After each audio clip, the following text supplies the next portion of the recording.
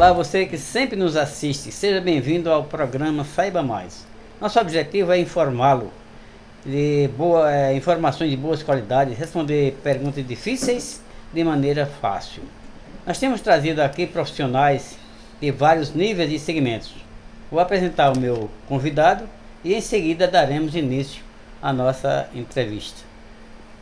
Professor Davi Jefferson, ele é licenciado em português, licenciado em tecnologia, ele é tecnólogo em marketing, presidente da Academia Caruaruense de Literatura de Cordel, exímio escritor na literatura de cordel.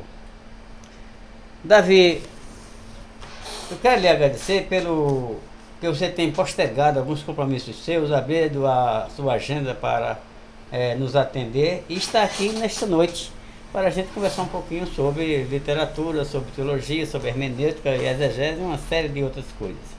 Então, boa noite para você. Boa noite, pastor Doni. Dizer que é uma alegria muito grande poder estar aqui participando deste quadro que tem atingido tantas pessoas de uma forma tão positiva e colaborar sempre um pouquinho mais através da literatura, através dos escritos, da análise linguística, textual. Para mim é uma grande satisfação. Muito bem. Pastor Davi, vamos começar do começo. Um pleonasmo, mas você vai me perdoar. Então, veja bem, o autor da língua portuguesa, ele, além de ter escrito, ser o autor da língua, ele escreveu mais 61 livros. Entre eles, escreveu os Lusíadas, que o mundo todo conhece.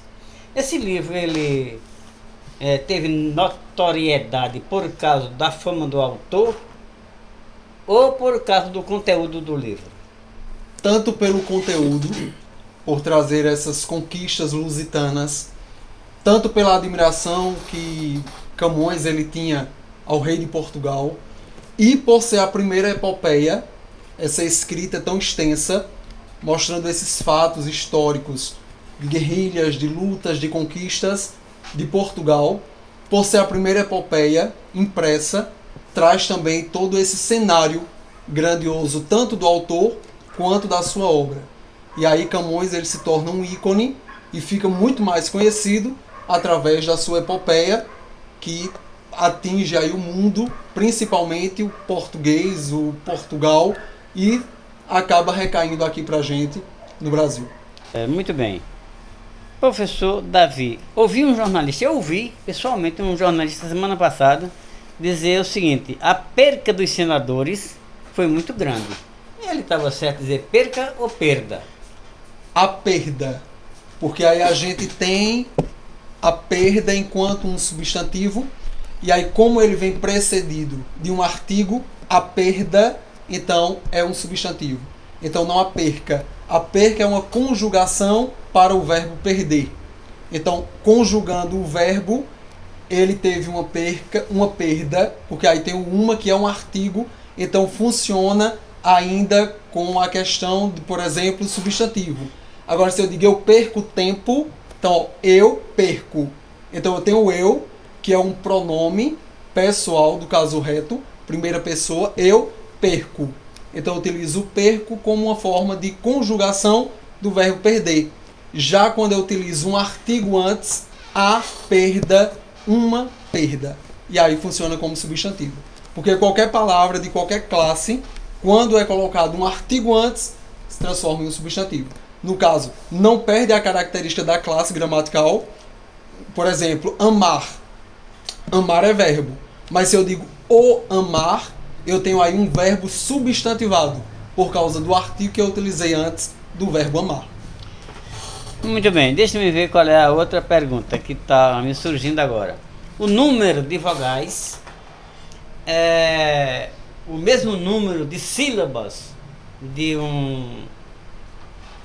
uma frase? Não. Até porque o que nós conhecemos são...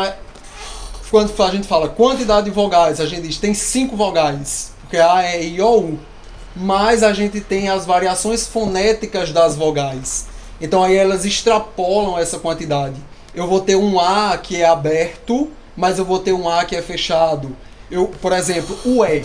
O E de fé, ele é diferente no som do fonema do E de você.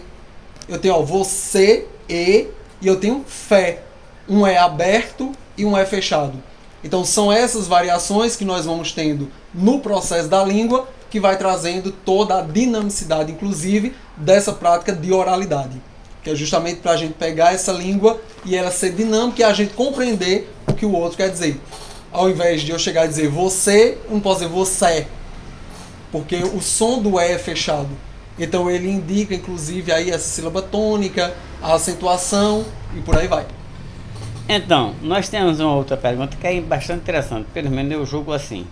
O estudante da língua portuguesa, para ele receber o diploma de linguista, ele passa quanto tempo na faculdade? Ele precisa fazer todo um processo de especialização. Por exemplo, no curso que eu fiz licenciatura em letras. Então eu passei 4 anos na faculdade fazendo todo o processo de formação para me tornar licenciado em letras, ou seja, alguém que está pronto para assumir uma sala de aula e lecionar a disciplina de língua portuguesa.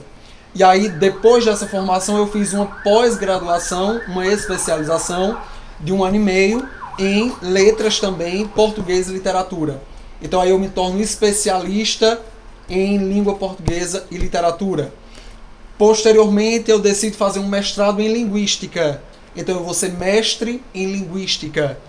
Vou fazer um doutorado, eu torno-me doutor naquele segmento que eu me especializo. E por aí vai. É todo um processo formativo mesmo. Eu vou optando os ramos desse processo da língua portuguesa e a partir daí eu vou me tornando especialista naquilo que eu escolhi estudar. Você parece que está casando as ideias com o Rui Barbosa. Porque o camarada perguntou para Rui Barbosa: por que o senhor lê tanto? Eles para errar menos. Então, quanto mais você lê, mais você vai galgando. E principalmente nesse século que a gente vive, que o processo de conhecimento ele é instantâneo a todo momento. Então, a gente precisa estar sempre nesse processo aí formativo. Quer dizer, para você tornar-se um linguista, vai depender muito também do aluno, né? Naquele que está estudando. A especialização, o estudo da língua, esse aprofundamento, tudo isso. Quer dizer, quando ele é um linguista, colabora. Ele torna-se realmente especialista mesmo da língua. Torna-se realmente um analfabeto. Nem saber de nada. E aí ele se torna um estudioso da língua. Ele vai passar a estudar exatamente a língua. Os processos de mutação, como funciona a dinamicidade. Será que ele sabe acentuar algum nome? Rapaz, será? Olha, a gente vai passar para o problema da exegese. O seguinte, veja. A primeira coisa que nós estamos vendo aqui é o seguinte, é que o Rabi Yeshua, ele contou 3 parábolas, uma tríade de parábolas. A da dracma, a do filho pródigo e a do pastor, bom pastor. Então, veja, o dracma, a mulher passou a noite toda procurando-a e encontrou. Fez uma festa, aquele tudo, você sabe.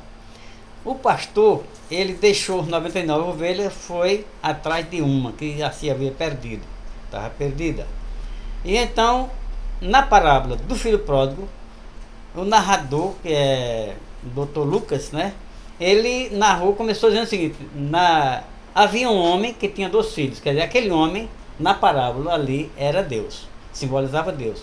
Por que é que a mulher foi buscar, o pastor foi buscar, e Deus não foi buscar o filho pródigo que estava tão distante, parece que morto, né? São separados dele. Por que ele não foi buscar? Já que ele é o amor ágape, deveria ter feito isso. E aí? Veja, na minha concepção, a gente trazendo uma análise a partir dessa visão enquanto Deus, esse Pai, por nos conceder o livre-arbítrio e nos dar essa capacidade de escolha, sem ser um Deus que força a barra e que quer trazer a todo custo, que até se a gente for analisar o processo da própria parábola, a gente vai ter um pai ali que ele tenta mostrar ao filho a realidade da situação. Certamente, além do que está ali, ele deve ter tentado convencer aquele filho a não tomar aquela postura, mas aí o filho toma essa liberdade de dizer que quer e sair. E aí Deus, no seu papel crucial, deixa que ele vá, já sendo ele, inclusive, onisciente, sabendo onde aquilo iria levar, sabia que chegaria um momento que aquele filho, ele não saberia viver distante da casa do pai. e até saberia, enquanto ele tinha um recurso que permitia uma determinada cegueira na vida daquele homem. Mas aí, ao ponto dele perceber que fazia-se necessário voltar a ter o que tinha e que herança só tem valor na casa do pai, então eu penso que por isso Deus dá essa liberdade, sabendo que ele mesmo voltaria. E você faz eu tocar agora num assunto interessante, que é o livre-arbítrio e a escolha. Você queria falar sobre essa questão? A diferença do livre-arbítrio para a escolha? Quando é que eu posso escolher, quando é que eu posso opinar e tudo mais? Sim, veja, quando a gente trata sobre o processo de escolha, na verdade, a todo instante nós estamos fazendo escolha. E é inclusive até muito grandioso quando Deus ele nos concede esse direito de escolha, de escolher o caminho. E aí é tão interessante porque Deus ele não simplesmente ele entrega de escolha, ele direciona para a escolha que deve ser tomada. Mas claro que existem pessoas que sentem na posição de fazer as suas próprias tomadas de decisões, muitos inclusive sabendo que aquilo talvez não acarretará para algo positivo, mas mesmo assim enfrenta por ter essa liberdade de escolha, mas que em determinado momento vai estar ciente do que fez. E aí vai precisar tomar uma outra escolha. Então o processo, eu tenho essa concepção que é esse, é escolha dentro de escolha. No livro do Apocalipse ele fala sobre essa questão, mas a gente vai caminhar, retornar mais um pouquinho.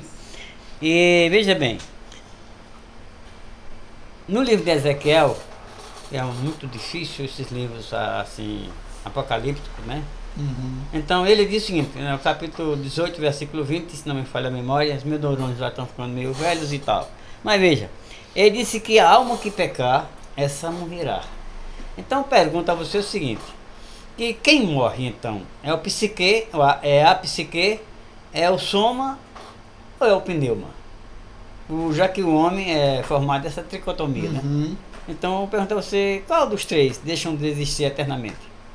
Eu penso que o espírito seja, até porque quando a gente analisa a própria palavra, o pó volta para o pó, mas o espírito ele volta para Deus que o deu. Então essa morte eterna ou a vida eterna, ela vai se dar a partir do espírito, que é justamente esse processo na tríade em que a gente tem como esse elemento de Deus para Deus. Então eu penso dessa forma, que o processo se dá justamente a partir do espírito. Quer dizer, é um assunto muito Complexo. É complexo. Difícil, que até hoje não foi resolvido. Não é assim? Isso. Então veja, porque já o Rabi Yeshua, ele fala no inferno de fogo. Já Salomão, ele fala no Hades. E se você for ao grego, uma coisa é a mesma coisa, são sinônimos. Quer dizer, enquanto o Hades é um lugar de descanso eternamente, o inferno é um lugar de sofrimento eternamente.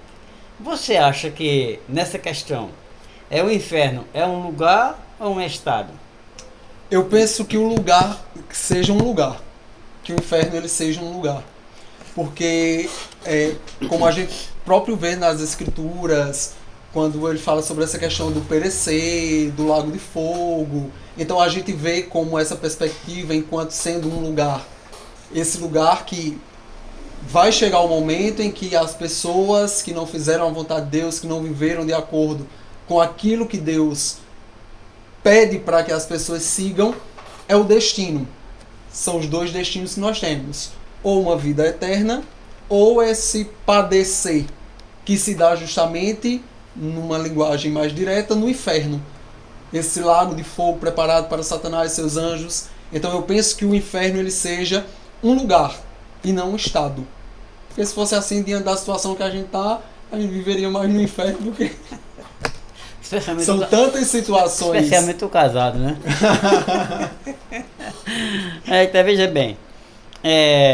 No século XVII, mais ou menos, Jeanne d'Arc, ela foi martirizada na fogueira. E agora tudo que ela fez, os seus opositores disseram que ela fez bruxaria, e por isso que estavam matando-a na fogueira. E aí a gente vê o seguinte, que tudo que ela fez na história de Joana d'Arc, ela tirou tudo do Apocalipse. Eles consideraram que era uma bruxaria. Naquele tempo eles diziam que o livro era um livro apócrifo. Tempos depois, seus opositores colocaram o livro no cânon. Quer dizer, agora consideraram que o livro era santo. Eu pergunto a você, se assim é, então eles erraram quando crucificaram Joana d'Arc, isto é, não foi na cruz, né? Crucificaram, mataram Joana d'Arc na fogueira, ou eles erraram quando colocaram o livro do Apocalipse no cânon? Disseram que agora era santo. Quando eles erraram mais? Eu penso que erraram quando assassinaram Joana. Pela própria prática, a forma em que foi, todo esse procedimento, e não no fato de reconhecer o livro como cânon e colocar no lugar que é dele. Mas eu penso que justamente por essa ação mesmo para com ela. Nós temos uma frase aqui do sábio Salomão. Dizem até que ele foi o mais sábio do mundo antes, durante e depois, até hoje, né? E o seu filho também era meio sabido, né? Meio sábio. Então, que foi Davi. Então a gente vê uma disparidade entre os dois. Quando Salomão diz, filho meu, dá-me o teu coração. Davi, já que ele foi autor de 73,5 dos Salmos, ele disse que meu filho, ele cita essa expressão, meu filho. Então, qual a diferença em filho meu e meu filho? Estamos voltando para o português, né? Sim, sim, sim. E é muito interessante, pastor Doni, quando a gente observa todo esse processo, que inclusive aí entra até no campo da exegese, que é justamente essa análise mais direcionada para o processo interpretativo, a partir da palavra, da construção da frase, posição sintática, que aí nesse caso a gente tem um processo de posição sintática, filho meu e meu filho. A gente tem um processo aí de mudança de posição de um pronome possessivo. Então, filho meu, eu tenho filho, um substantivo, e eu tenho meu, o pronome possessivo posterior ao substantivo. Do outro modo, a gente tem o pronome e depois o filho. Nessa construção, não se vê nitidamente uma total mudança de sentido, porque filho meu e meu filho.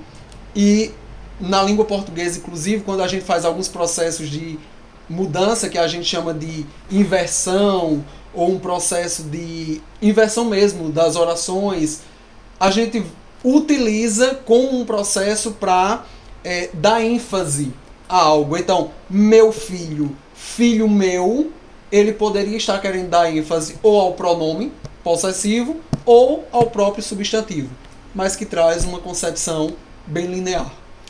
Você está realmente correto e você entende isso aí. Mas a gente fica na dúvida. Quando ele diz filho meu, é filho das entranhas dele ou não, né? Uhum. Como se é o sangue, né? Como você está explicando aí e tal. A gente tem outro provérbiozinho aí, no Salmo 2,7. É quando Deus disse assim o seguinte: filho meu, não, tu és meu filho, hoje te gerei. Tu és meu filho, hoje te gerei. Onde fica realmente a Trindade? Quer dizer, Cristo Jesus, ele antes não existia, ou não existiu. Lá em Gênesis, a gente... Por isso que é tão importante, pastor Aldoni, a gente analisar os termos, como eles são gerados, né? Quando, lá em Gênesis, quando eles façamos o homem. Então, façamos, no processo da criação, a utilização desse verbo na primeira pessoa do plural, o nós façamos. Então a gente já vê que ali não estava apenas um ser criando, mas uma trindade, até mesmo quando ele traz aquela concepção do verbo. No princípio era o verbo estava com Deus e o verbo era Deus, e fazendo essa assimilação com o próprio Cristo. Então a gente percebe aí uma trindade criando. Então quando ele diz eu te gerei, então agora num processo de trazê-lo ao mundo como um ser humano, em que era 100% homem, 100% Deus. Então é todo esse processo de criação que a gente precisa voltar a atenção, inclusive para o processo gramatical. que é o que nos permite perceber quando era singular, quando era plural, se era só um, se era mais de um. Aí é meio complicado, entendeu, Paulo? Quando o judeu está diante do Muro das Lamentações, que ele está com a Torá, e ele está lendo-a, ele está rezando ou ele está orando? Veja, eu não tenho propriedade para falar tão aprofundado aos judeus nesse processo, se ele reza, se ele ora. Eu entendo que ele está buscando. Rezando, orando, ele está tentando ali uma comunicação com Deus. Olha, o programa está muito gostoso, muito bom. A sabedoria desse moço é incrível.